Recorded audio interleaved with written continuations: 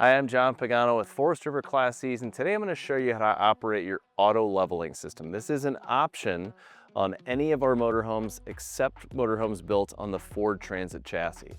So your controls for this system is going to be right inside the entry door. Please note that you have to have either your engine on or turned the key to the accessory mode and then your emergency brake engaged, or the system will not work.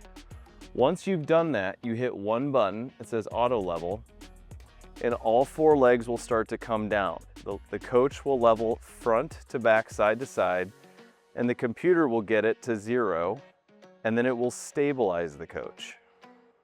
Now that your coach is level, it's also going to be stabilized. From here, it's just the reverse of those steps. So we want to make sure that our engine is on, or the key is turned to the accessory mode, our emergency brake is engaged, and then we just hit the retract jacks button, and it will pull all four legs up, and then we're ready to go about our day.